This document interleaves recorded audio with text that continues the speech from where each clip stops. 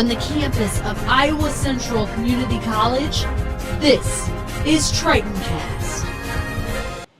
Hello and welcome to Tritoncast. I'm Ashley Weeks. And I am Kendra Hewitt. We have a very unique show today, digging deeper into some important events happening on campus.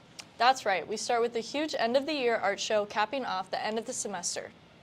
That's right. The art show brings together all different kinds of art and celebrates the students who have put in so much time into these projects. We spoke with Mr. Michael Baird about the show. Take a look.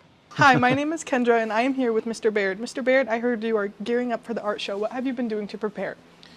As much as possible. I've been trying really hard to keep up with a lot of different students doing a lot of different things at the very last seconds usually. Organization, I see students in the background having the same issues. Students are a big challenge for this. It's a lot of people across a lot of different classes, but it's always an exciting thing to see everybody coming together. So yeah, we're working. What makes the Iowa Central's art show so special? The students. That's a pretty easy answer. Our students are fantastic, and it is amazing to get to see all the different disciplines all at the same time, up at the same time, showing off and seeing students that are taking other classes that you didn't even know they were taking, and seeing the cool things they're doing in all of their classes. It's amazing. Have you seen any great pieces go into the art show yet? Many. Every time we hang stuff, there's more really great things that are going up there. Everybody's going to have their own favorites, of course, but I'm a bit partial, even though I try not to be. Yeah. And lastly, how long have you been a part of the Iowa Central Art Show? Since I was hired on about 2.5 years ago. Let's see, that would be half a dozen of these things roughly now that I've been part of. And it's always exciting. I'm only a small cog in the big picture here, but the other folks that are working on this with me are amazingly cool people. I just keep saying amazing because this is a really exciting time period to be doing all this. But yep, I've been doing this for about 2.5 years. Awesome, thank you. Thanks, Kendra. With the end of the semester approaching, so does the stress of finals. Reporter Juan Mejia spoke with Iowa Central campus nurse Amber Graves with how to keep calm and stay healthy. So with finals coming up, what are some tips you have for students to maintain physical and mental health? Well, it's really important to get enough sleep. So, and maintaining the same schedule that you usually keep is beneficial. Pulling all-nighters usually doesn't help you in the long run. So getting enough sleep, getting enough nutrition, so eating regularly, that's super helpful. And then asking for help. So if you need study groups or any assistance your professors can give you to prepare for finals, that'll help kind of decrease some stress too. So how important, so you mentioned sleep, so how important would you say sleep actually is to like prepare for finals and or like ace them? Well, some studies have shown that if you get enough sleep before finals, you actually do better than if you do all-nighters. Your brain just can't absorb all that material in one night and remember it. So I've actually seen some studies that prove that getting regular sleep will help benefit you in your studies rather than just cramming it in right before. Well, do you have any like tips or anything for getting a good night's rest or any like foods to help someone like become more like their brain to like work more? Yeah, to help you fall to sleep, it's a good idea to have a routine at night. So pick a time. I'm going to go to bed at 10 o'clock or 11 or whatever time you're going to pick, and try to keep that the same every night if you can. And then just have a routine. So some people might have some tea or something that helps them to calm down. And then listening to calming music can help, or waves, or some kind of app that has calming noises can help you also fall asleep. And then some people use over-the-counter things like melatonin to help them sleep. Benadryl can help you sleep at night. But basically having a routine and doing it the same every night is beneficial. So let's just say, since it is finals week and everyone's overworked and tired, how can you like manage like stress, and what advice would you give to those students who are like struggling and just overworking, especially now since they can't really go outside to relax since the weather's getting pretty cold? Yeah, go to the rec. That's what I say. Get some exercise, take a walk. You can go walk inside at the gym, lift some weights, do whatever you want. Play pickleball, play some basketball. Anything to get your body moving is also going to help your brain. Thanks, Juan. Now to sports. The Iowa Central football team isn't the only team with the bowl game this year. The rugby team will be traveling to Texas on the 14th in hope of winning. Reporter Ozzie Spearman has that interview with. Hello today. I'm here with Joe Lipper. How are you today? I'm wonderful.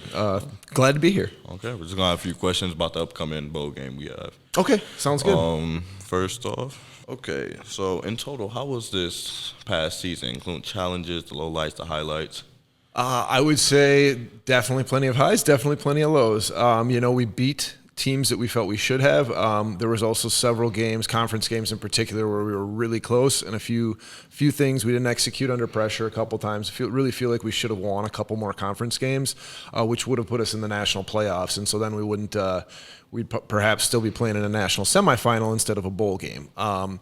So on the whole, we're happy about the victories. Really felt like there was 2 conference games that slipped away from us, and had we gotten those wins, the season could have been a massive success. Instead, it was largely successful, but with a few of those lows. We also took a couple good beatings from a few better teams, Arkansas State and Lindenwood, 2 of the top programs in the whole country.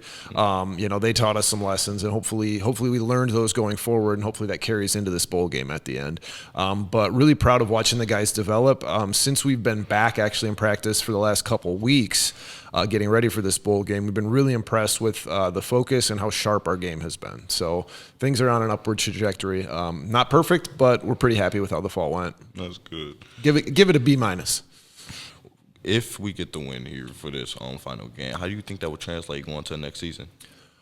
I would hope it gives us continues to elevate the profile of the program. When we're looking in the recruiting game, being in a bowl game, being in national playoffs, playing top teams in the country, for most of the kids we want to recruit, that's we talk about carrots and sticks, the carrots out front. It's something you want to pursue.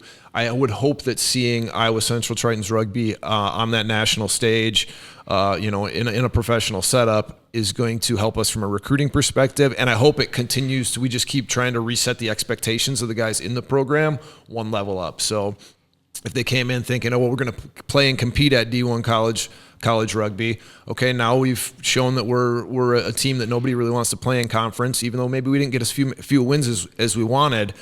We're right there and we're close. Okay, the next expectation is we need to be playing postseason every year. So hopefully it's just that continuous improvement, and we're always setting the bar back up, just one little level higher.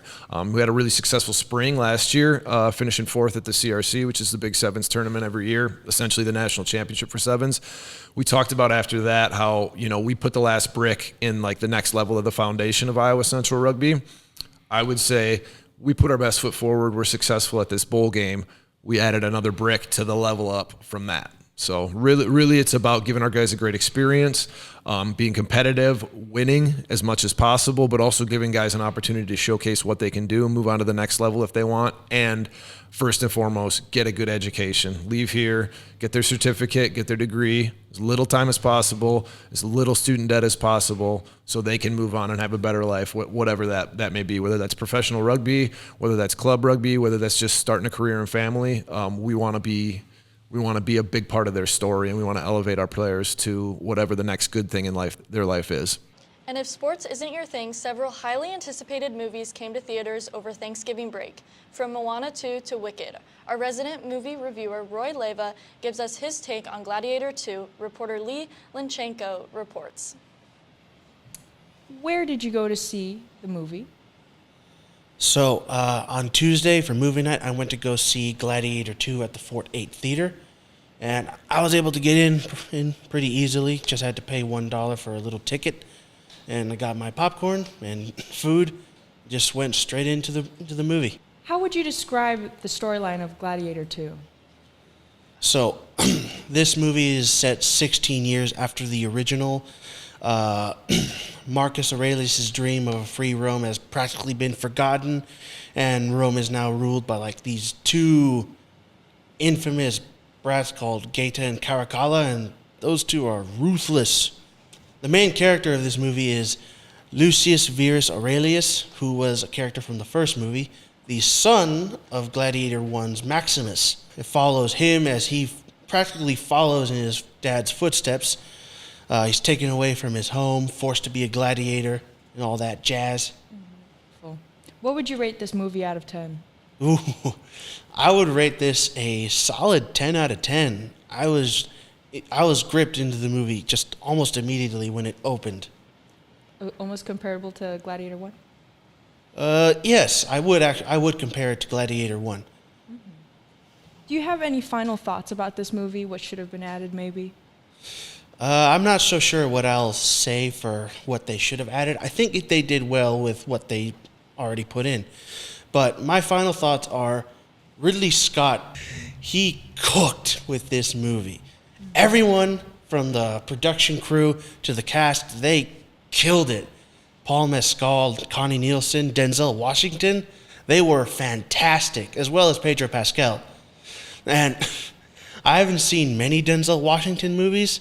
I've usually seen him like as a pretty good dude, and man, if you watch this, you're gonna hate his character, because from the moment I met him, I wanted this dude eviscerated. So, Gladiator 10 to me is a worthy sequel to the first Gladiator, and I highly recommend it to anyone that's interested. Beautiful. Thank you, Roy, for coming and talking to us about Gladiator 2. Yes. Really happy to see that you enjoyed the movie. Everybody should go out and see it. Yep. Thank you for your time. Thanks, Lee and Roy. That's all the time we have for this Tritoncast. Make sure you catch next week's newscast as it's our last before winter break. But don't worry, we will be back in the spring bringing you all the news out of Iowa Central and beyond. Thanks for joining us. Have a great day.